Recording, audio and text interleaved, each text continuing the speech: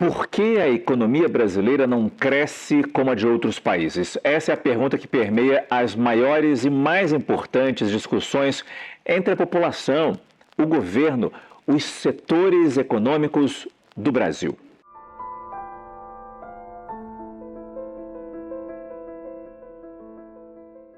Você já se perguntou por que o Brasil parece sempre estar preso no mesmo lugar, mesmo quando ouvimos que a inflação caiu, que o desemprego recuou, que alguns setores começaram a crescer? Outros países, que tinham menos recursos e até menos oportunidades que nós, conseguiram avançar em velocidade impressionante. E nós ficamos para trás. Os noticiários mostram dados que parecem positivos, mas quando olhamos para a realidade do dia a dia, a sensação é outra. Famílias continuam apertadas, jovens seguem sem perspectivas, trabalhadores percebem que o esforço é cada vez maior, mas a recompensa quase não aparece. Essa contradição confunde e frustra. Se os números estão melhorando, por que a vida continua tão difícil? Essa é a grande questão que vamos explorar. Ao longo deste vídeo, você vai entender não apenas os fatores econômicos, mas também as razões sociais, políticas e estruturais que ajudam a explicar por que o Brasil não cresce como deveria.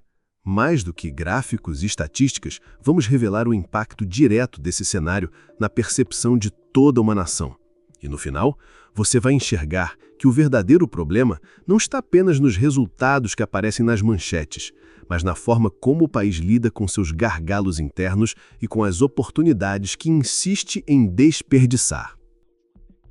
Nos últimos anos, o Brasil conseguiu alguns avanços que não podem ser ignorados. A inflação, que já assustou famílias e desorganizou economias inteiras, hoje está mais controlada. O desemprego, que atingiu patamares alarmantes, também apresentou melhora.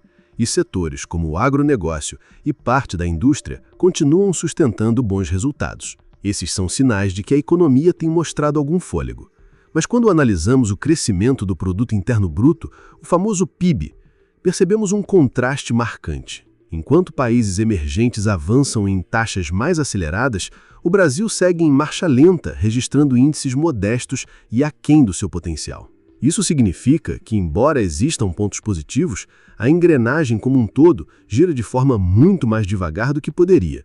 É como se estivéssemos em uma corrida onde alguns metros são conquistados com esforço enorme, mas os adversários disparam na frente.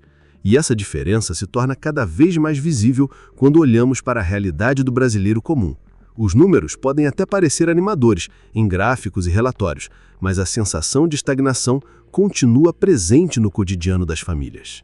Esse é o primeiro nó que precisamos desatar, entender por que avanços macroeconômicos não conseguem se transformar em progresso percebido.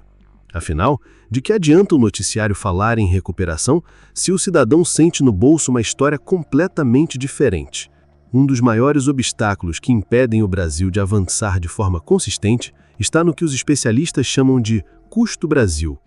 Podemos dizer que custo Brasil é o termo que vai fazer referência a todos os fatores que juntos e ou separadamente vão contribuir para o encarecimento do processo produtivo no Brasil. Encarecimento do processo produtivo este que tornam, por consequência, o produto brasileiro mais caro e, ao ser mais caro, ele acaba ficando também menos competitivo quando comparado com concorrentes internacionais. Essa expressão resume tudo o que torna fazer negócios e investir no país mais caro e complicado do que deveria ser. A burocracia é extensa e complexa, tornando cada processo lento e custoso, seja para abrir uma empresa, registrar um documento ou iniciar um projeto.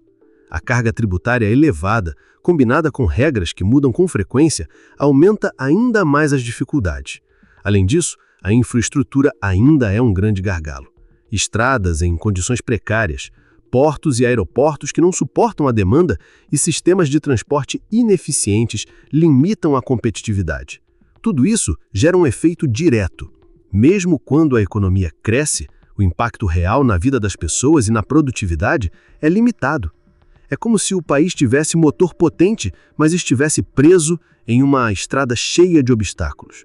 Enquanto nações que simplificaram processos e investiram em logística avançam rapidamente, o Brasil continua lidando com barreiras que atrasam o progresso. Essa combinação de burocracia, custos elevados e infraestrutura deficiente faz com que cada avanço pareça menor do que poderia ser e explica por que os sinais positivos muitas vezes não se traduzem em sensação de crescimento para o cidadão comum. O crescimento econômico do Brasil não é sentido apenas nos números, ele precisa chegar ao cotidiano das pessoas.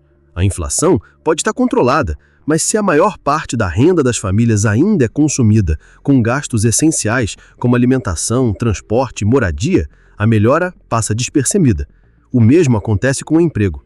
Muitos dos novos postos criados são de baixa remuneração ou com pouca estabilidade, o que limita a sensação de progresso real. Por isso, mesmo com indicadores positivos, a percepção de estagnação permanece. Os brasileiros continuam sentindo que, apesar de trabalhar mais e se esforçar, o avanço é mínimo. Ali tem um pouco de feijão que sobrou de ontem e um quilo de arroz que eu vou mandar pegar na casa da vizinha. Essa discrepância entre dados econômicos e experiência prática gera frustração e cansaço coletivo. É como olhar para gráficos promissores e, ao mesmo tempo, enfrentar uma rotina difícil, onde cada conquista parece pequena diante dos desafios diários. Compreender essa percepção é essencial para entender por que o país ainda sente que não cresce, mesmo quando os sinais macroeconômicos indicam melhorias. O problema não está apenas nos números, mas em como eles impactam a vida de cada cidadão. Para entender melhor o atraso do Brasil, é importante olhar para fora. Países que estavam atrás de nós há algumas décadas, como Coreia do Sul, Chile e várias nações do leste europeu, conseguiram acelerar reformas estruturais, investir em educação, tecnologia, inovação e criar ambientes mais competitivos para empresas e cidadãos. Enquanto isso, o Brasil continuou preso a ciclos políticos que retardaram medidas essenciais e dificultaram mudanças profundas. A diferença fica ainda mais evidente quando vemos o impacto dessas políticas no dia a dia. Famílias com mais oportunidades, jovens com acesso à educação de qualidade e mercados de trabalho mais dinâmicos. Essa comparação não apenas mostra o que poderia ter sido, mas também revela o potencial desperdiçado.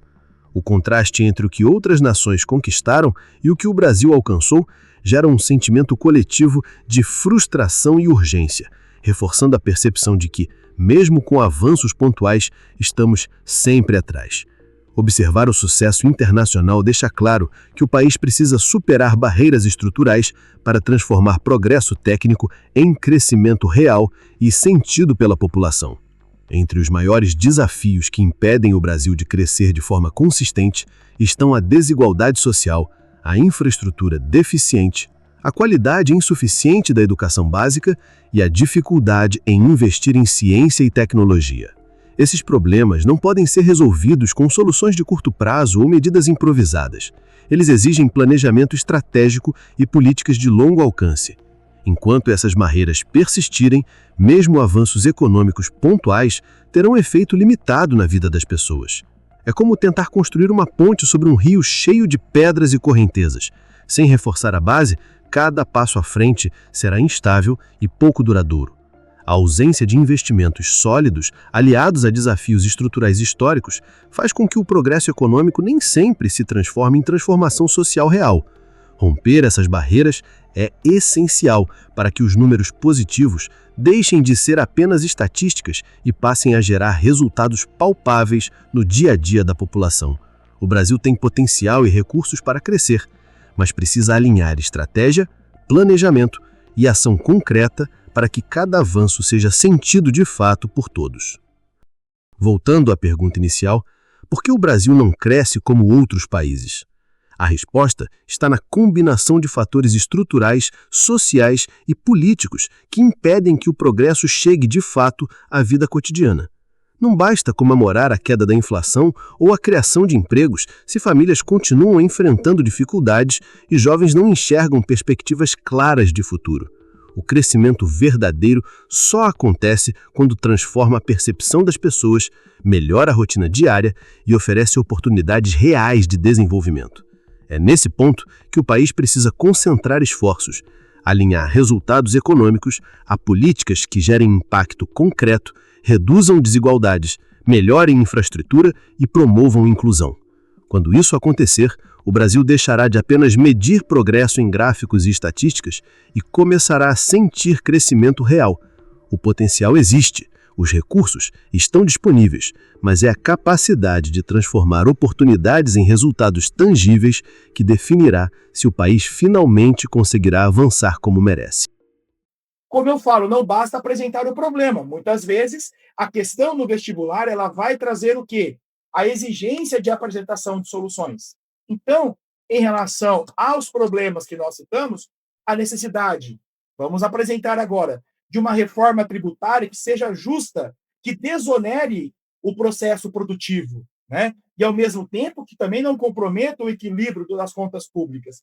E isso é fácil de resolver. É só diminuir a gastança desnecessária, que muitas vezes o Estado brasileiro faz. Muitas vezes não, quase sempre o Estado brasileiro faz. Né? Agilizar, modernizar os nossos processos, as nossas ritualísticas, né? Documentais, legais aqui no Brasil. Mas sempre, é óbvio, sem perder de vista a necessidade do controle e do monitoramento para combater ilegalidades, ilicitudes, certo? Quanto ao sistema de transportes, priorizar a chamada conectividade intermodal, ou seja, potencializar aquilo que cada modalidade tem de bom, tem de melhor a oferecer, né? E, ao mesmo tempo, reativar ferrovias, conservar melhor as rodovias, modernizar os nossos portos e aí, óbvio, investir na qualificação profissional, mas uma qualificação que não seja tão somente no viés quantitativo,